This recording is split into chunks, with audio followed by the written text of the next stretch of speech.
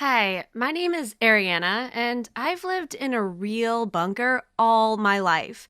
And only when I turned 16, I was finally able to see the world and another life that was boiling on the surface for the first time. And it gave me a lot of surprises and even troubles. My story begins 16 years ago when my mother gave birth to me. My parents were very happy, but they did not have time to enjoy their joy as they began to see on many different channels that the end of the world would soon come. Allegedly, it was predicted by the oldest tribe of people whose predictions came true one after another. Once they were able to foresee the Great Depression and the Second World War. Since my parents were always very impressionable people who believed in these predictions, they spent all their savings on buying a bunker. In just a few days, they were able to collect everything they needed for many years to come, and the day before the expected end of the world, they went down into the bunker with me. But nothing happened on the appointed day. My father received radio broadcasts from which he learned about it. My parents, just in case, decided to stay in the bunker for a couple more days and were about to leave, but suddenly it began to shake. The earthquake was so powerful and lasted for several hours. And then the connection with the outside world disappeared, and the outdoor sensors showed strong air pollution, a small proportion of oxygen, and a very low temperature. Then my parents were sure that the end of the world had come after all. And so we lived in the bunker for 16 years. My parents often told me what a wonderful life it was before the end of the world, but they also convinced me that everything had changed after the end of the world. There are probably only small, wild settlements left, and our civilization no longer exists, my mother said sadly. And I believed them. And what do you want from a girl who has spent her whole life underground? My parents have been saying all these years that one day we would come out when we were ready. Our mission would be to help the survivors and restore humanity. And when the long-awaited day came, I was really worried. It was scary to see the destroyed world, but at the same time, it was insanely interesting.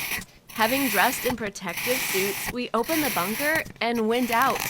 It was dark and quiet around, but this was not surprising. We had chosen the nighttime for our outing so that the sun would not blind us. And then I was shocked when I saw a huge city that, it seems, was not destroyed at all. There were banners around, colored signs, and the lights of cars racing through the streets. My mother said that this place had changed over the years, but only for the better. They themselves could not understand how the world had recovered so quickly. The lights of the city and the noise were very frightening, and I was also terrified of the sky, vast and high, unlike the ceiling of the bunker. We went to the country house where my parents used to live. During all this time, it has noticeably aged and darkened. I ran inside and huddled in a corner with fear. I had an uncontrollable panic attack and a convulsive attack. My father left for help without taking off his protective suit. He came back alone, pale as chalk. On the street, they called him crazy and said that there was no end of the world. We spent 16 years under the ground in vain. My mother and I refused to believe it. But what about the earthquake and the sensor indicators? We found the answers the next morning. My parents looked into the mailbox and found 16-year-old editions among piles of newspapers. They wrote about a strong earthquake in the state of California. Coming to the bunker, we saw that the antennas and sensors were simply covered with the ground, and some of them were even broken. My dad apparently did everything in a hurry, so they went out of order. We had no choice but to accept the whole situation and move on. After selling the old house and the ill-fated bunker, we bought an apartment. But life on the surface was real torture. The sunlight was alien to me, and the noise outside the window was deafening. I closed all the curtains in the house and found my only solace, the television.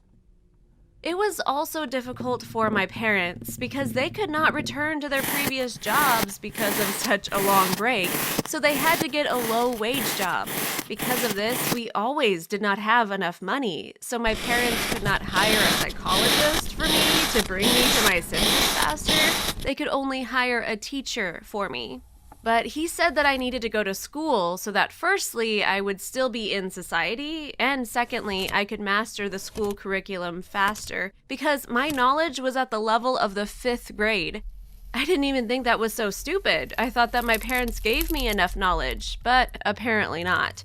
So the next day, I went to school with my father for the first time. I've heard a lot about it, but I never had a huge desire to go there. The prospect of getting up early for several years somehow did not please me because I was used to waking up when I wanted to. I was enrolled in the 5th grade, and my classmates reacted very strangely to my appearance. Well, of course, I was older than them and probably stupider. It was so weird that these little guys knew more than me. They laughed at me, but some helped. When we were asked to draw a lobster, I fell into a stupor, and everyone immediately reached for their smartphones. But I didn't have one, and I didn't know what a lobster was either. I was lucky that the girl at the next desk helped me. And at a break, everyone was shocked when they found out that I had no idea what TikTok and Instagram were. My little friends began to enlighten me, actively show me everything, and from such a flow of information, my head was spinning. I said that it was very difficult for me, and I was already living normally. But on the same day, I was convinced that this was not the case. This time I decided to go on foot because everyone wanted to walk with me, but they went home and I didn't know where to go. I was walking through an unfamiliar city with identical gray buildings and I didn't know where I was, and I walked like that until late at night. At midnight, the police finally found me in the park, crying on a bench. My parents were freaking out about my long absence. Then I got my first smartphone with a navigator. My father explained how to use it, and now with this smartphone, I was able to calmly reach my home by myself. However, there were other problems. Yes, I mastered a smartphone and even social media, but I could not do anything with my mind. I was still uncomfortable being in a noisy crowd and living at the pace of the city. I used to sit in the school bathroom and cry, and one day a psychologist saw me there. She asked me what had happened, and I told her everything. I thought Mrs. Norris would laugh at me like so many others, but she offered to help, and since then I went to her after school.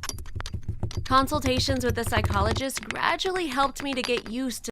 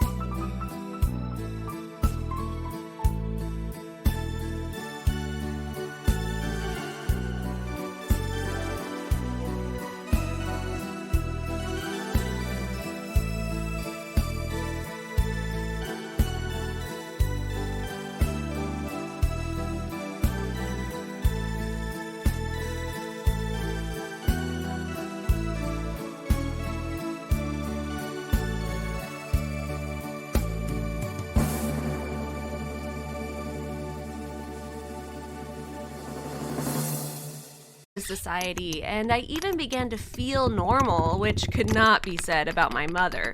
One day, she had a panic attack at work because of a lot of noise.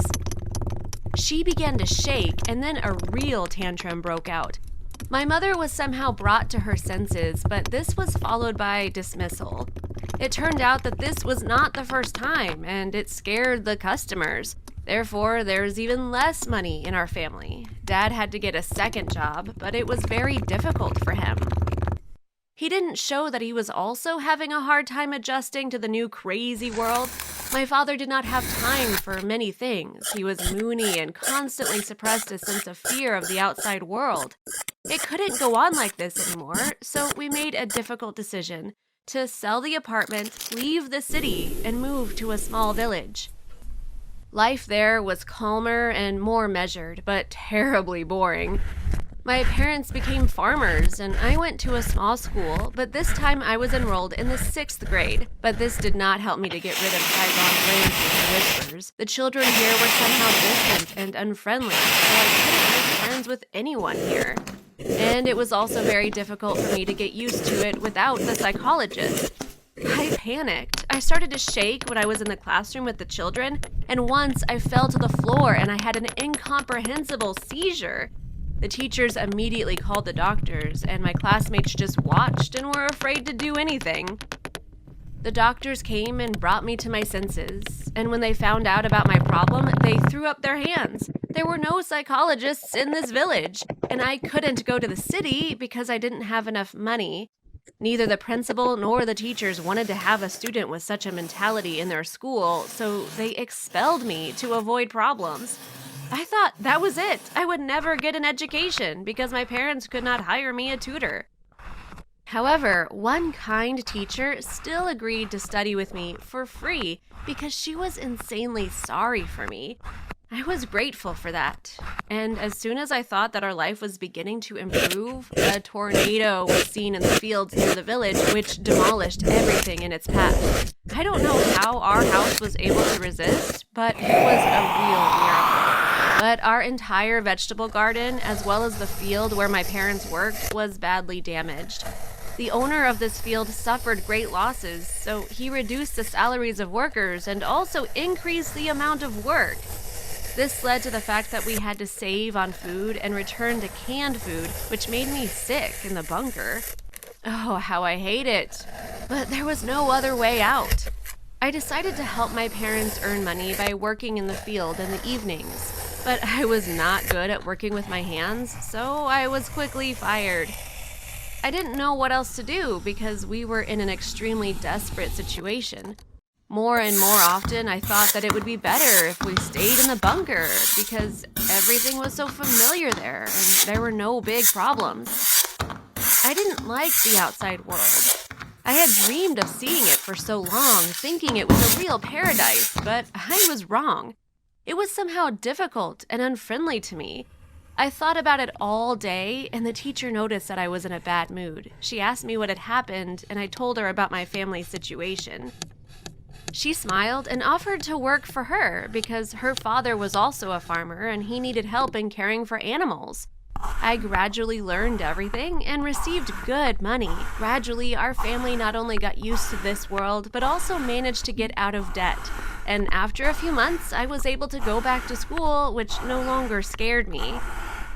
Would you like to visit the bunker? Write your answers in the comments. Click on the thumbs up button under the video and share it with your friends.